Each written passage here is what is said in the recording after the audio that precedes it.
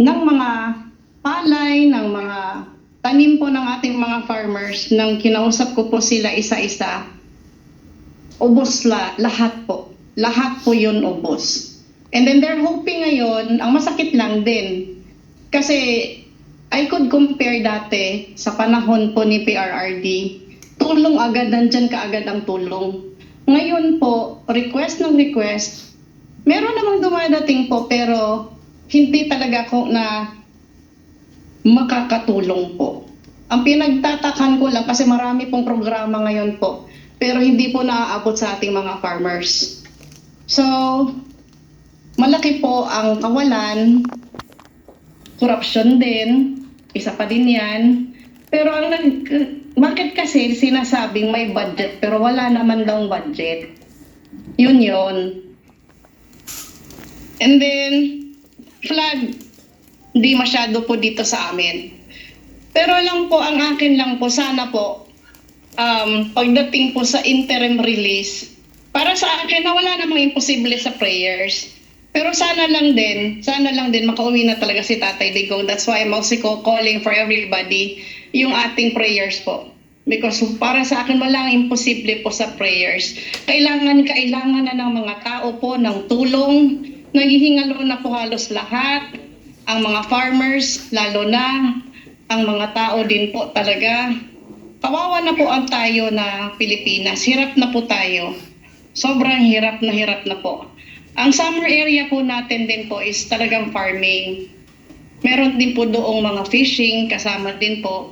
Pero wala Wala po akong nakikitang, kung may tulong man po, siguro nasa ilang porsyento lang ba? Let's give it 25% lang. Di gaya dati po na makikita mo masaya lahat, ang farmers. Corruption is at its best po ngayon. Hindi lang po corruption.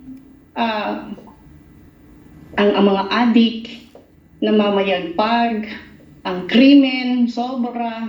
Dito may mga gang fight na Yung gang fight na talaga, meron na lumalabas na. Kumbaga ang mga kriminal ngayon, lumalaki na po ang ulo. Lumalaki na talaga ang ulo. So, ang pakiusap ko lang po sa gobyerno, sana meron naman silang gawin para dito. Kasi ang mga bata hindi na safe umalis. May mga hold up, masyadong madami. Yung krimen, we cannot deny na talagang napakataas na. So yun lang po ang isang daing po namin dito sa amin, sa Region 8. And para sa akin po sa buong Pilipinas, kawawa na po talaga tayo. Sobrang kawawa po. Si Taray Marmel. Yeah. Yun lang po. Pabalik ko lang po, pinag-usapan kanina yung agriculture. Sinabi ni Ka-Ibet yung kamatis. Alam nyo, interesado ako doon sa kamatis kasi meron po akong pagkain, yung halo-halo. Kamatis yung main ingredient ko. Pagka murang-mura yung kamatis, pag murang-mura yung kamatis, okay sa akin. Pero pagka umaabot ng 150 ang isang kilo, talo na po doon sa di ba? Yung pong production cost ng bigas ay 10 pesos per kilo ang ginagastos ng mga magsasaka. Pagkatapos, ibebenta nila ng 10 pesos din. Diba? So, may problema po. Ngayon, balikan po natin. Ang sabi Di umano ni Saldico, interesado raw yata si First Lady doon sa agriculture dahil doon sa importation. Balikan po natin.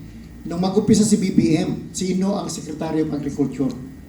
Si BBM. Diba? Bakit niya kinuha yung agriculture samantalang ni isang minuto, hindi daw siya napunta sa DA. Ngayon, makikita natin, meron palang may sinabi si Saldico, sabi niya, nakikialam daw yata si First Lady di umano doon sa importation ng sibuyas at saka yung mga So makikita natin ngayon yung dahilan, bakit nga ginawa ni BBM yun, di ba? Meron pong paano niya ngayon sasagutin? Merong commercial dati, how will I face my problem if my problem is my face? Di ba? So, ganun yun. Paano sasagutin niya kung siya yung gumawa ng problema? Pagdating naman po doon sa alam niyo po, sinabi kanina ni Benny, naka-pink siya. Alam niyo po yung dilaw, kulay po yan ng PDP. Kaya kinuha yan ng liberal dahil doon sa kanta ni Tony Orlando at ni Don noong 1973, yung Taya Yellow Ribbon. kung maalala niyo po, noong 1983, ang byword ng Liberal Party is mag-tie ka ng yellow ribbon para i-welcome si Ninoy Aquino sa pagbabalik, di ba? So yun lang po, hindi po kulay dilaw ang liberal, yan po ay kulay ng PDP, kaya lang dahil nga napunta doon sa kanilang leftist na anti-Duterte, anti-everything, kaya po, ngayon, yung pong ating agriculture, pumunta po kayo sa ibang bansa, pagka ang production cost ng kanilang wheat ay 10 pesos, binibili nila ng 20 pesos, ibebenta ng gobyerno ng 10 pesos. Di ba? Sinasubsidize ng gobyerno. Dito sa atin, hindi. Yung walang loan na binibigay sa mga magsasaka. So, ano ginagawa ng magsasaka? Mangungutang sa 5-6. Di ba? Yung production nila, kailangan ibenta nila doon sa mismong nagpautang sa kanila. Ang isang halimbawa po niyan, yung mining. Yung pong SSMP, nung panahon, yung small scale mining. Meron pong mga politiko na hindi nila hindi nila kokontrahin, bibigyan nila ng permit yung nagmimina sa isang kondisyon, sila lang ang bibili ng ginto. So kung magpo-produce halimbawa ng ginto yung mga nagmimina at ang halaga ng ginto ay 3,000, bibili nila ng 2,000. Ganun po yung gobyerno natin. Hindi sinusuportahan yung maliliit, hindi sinusuportahan ng magsasaka. Pagdating po sa bakit natin gustong palitan? Ano pa ang gagawin mo? Di ba? Isa po sa mga bukod sa agriculture, ang problema po natin, yung ating election process. Bakit nagkakaroon tayo ng mga politiko na corrupt? Bakit ibinoboto pa rin?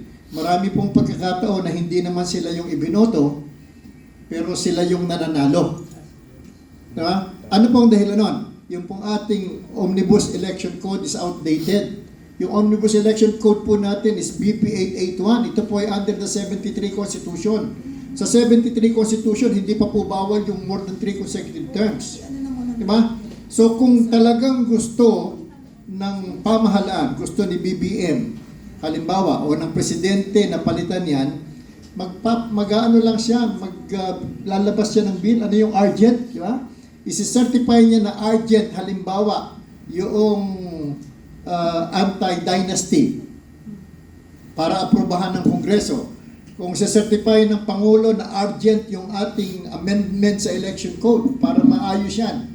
Kung isi-certify ng Pangulo na urgent yung ating agriculture na magkaroon ng subsidy ang gobyerno sa magsasaka.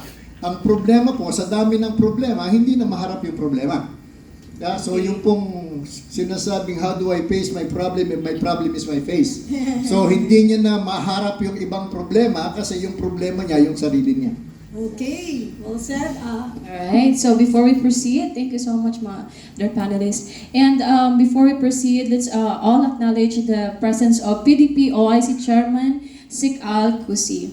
And to recap, our first topic is the interim release of PRRD. So as Filipinos, isang tabi po muna natin ang kanya-kanyang kulay. Let's pray po together for the interim release of FPRRD.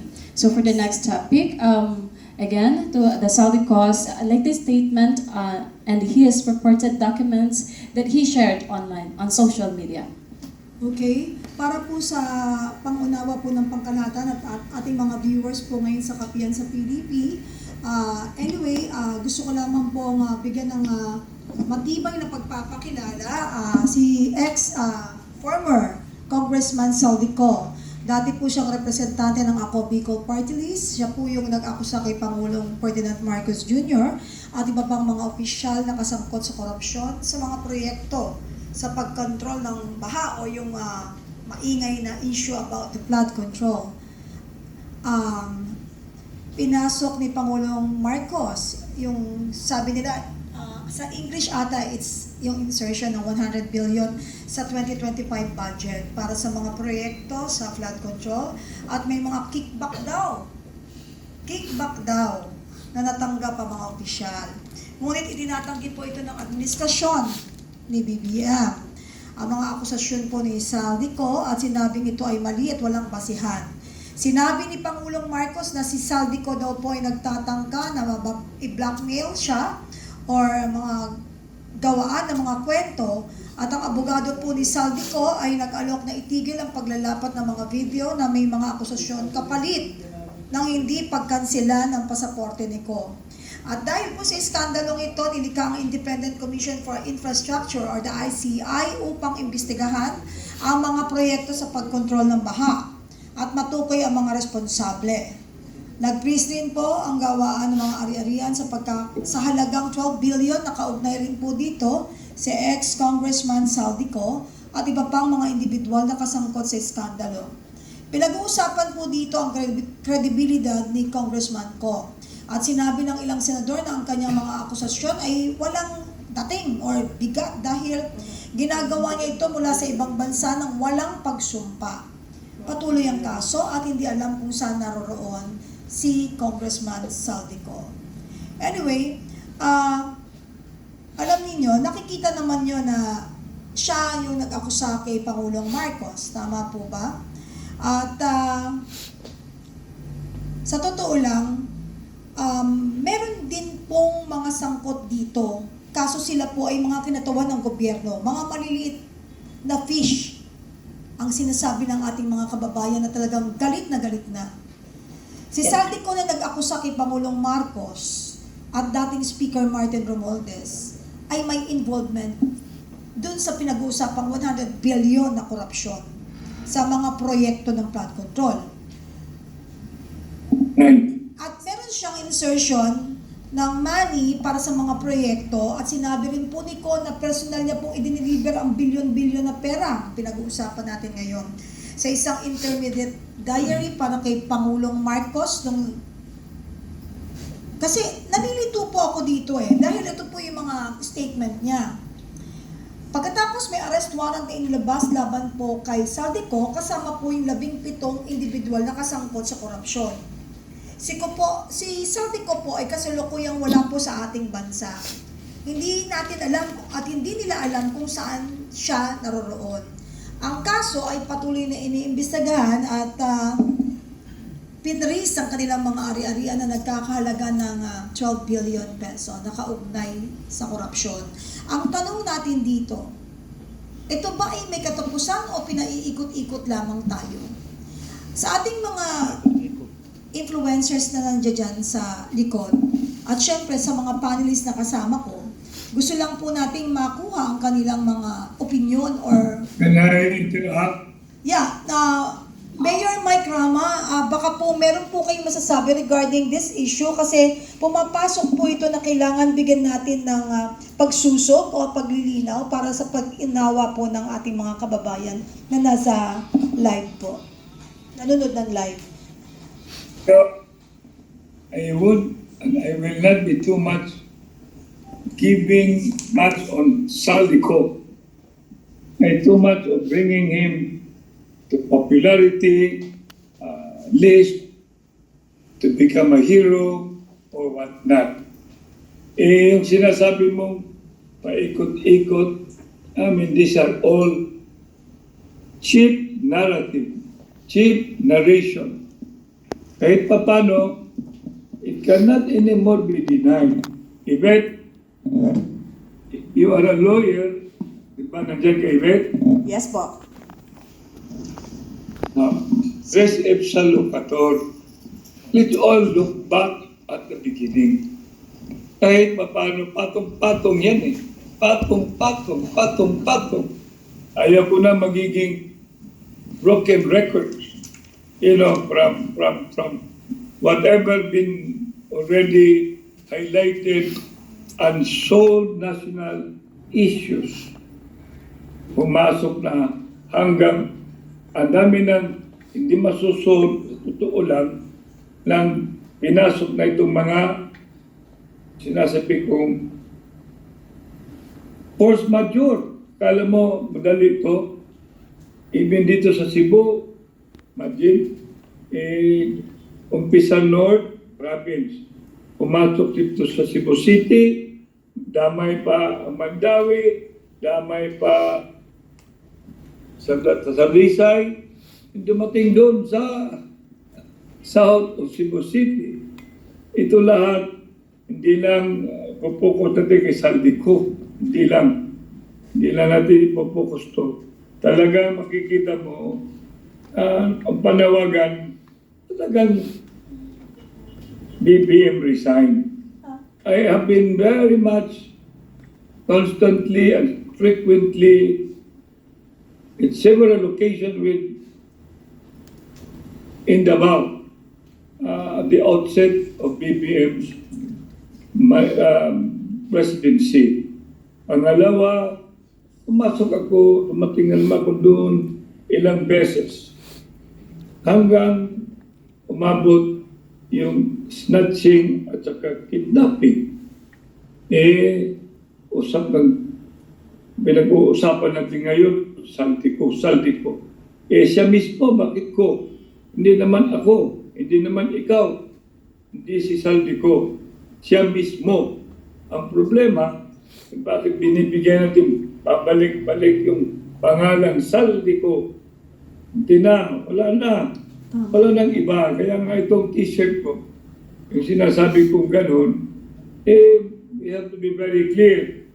Lest we will all be skirting the issue, and then at the end of the day, ito na naman, dali na naman tayo yung sinasabing narration. Ayaw ko na yung narration na yan. Ang totoo, there is incompetence of governance. There is incompetence of governance. Crisis in governance. It's no longer about politics. Let's be very clear. There is crisis of governance. Kaya minsan nag-uusap tayo sa Saldico, mismo, hindi naman ako, hindi naman ikaw, ito lahat. No matter what, I wish you will listen to the cry kasi naririnig ko minsan, mayroong mga tauhan niya, nagsasabi, ko lang mag-mention ng pangalan, sekretary pa ng kabinet, ito daw pinagsasabi, disgruntlement of government, ilan lang tayo, ilan lang daw nagrarally, ilan lang, hindi naman yun ang test, ang measurement. Ang measurement, baba nga kayo, ako'y bumababa. Ako'y pumupunta ng 80 barangays, almost done. Wala namang sinasabing kung hindi. Pag tinatanong ko, Marcos Duterte, anong answer? Right away, Duterte. Alam mo yun, totoo, hindi naman ako magsasabi. Bakit naman ako magsasabi ng hindi totoo? Sinasabi ko lang to guide this administration. Kung mayroon pang administration, Yvette, Ray, at saka Penny, kasi pag administration ang pinag-uusapan natin, are we being administered? No. Is there a manager? Is there a director? Kasi I'm a personal manager in exposure. Pag sinasabi mong management, planning yan, organizing, directing, controlling, implementing, innovating, sustaining, and maintaining. Kaya itong mga requirements na ito, nakikita pa natin na mayroong plano. Pangalawa, ino-organize ba nila na matindi? Mayroon bang director dito? Sino ba in control? Who is in control of this country now? Who is now leading this country? Sino ba nag-i-implement? Sino ba nagkakandak ng innovation? Ano bang program for sustainability? At saka maintenance. PODCISM yan. Kaya minsan nakakainis. Kasama naman tayo, Marcos Duterte, tayo lahat. Tama ba ako, Yvette? Tama po. Kani? Tama po. Nagkaroon po tayo ng resolution Okay, noong 2020. Miyakul pa tayo. Pero we have to say what is black and what is white. Kaya no matter what, we cannot wait, we must already pursue a constitutional solution, and that is resignation, and that is succession. Pagbigyan mo yung pangalan, ayaw, nakikita ko yung si Saldico eh. Yung hindi pa siya naging sikat eh. Sobrang sikat na siya ngayon. Nakikita ko yan.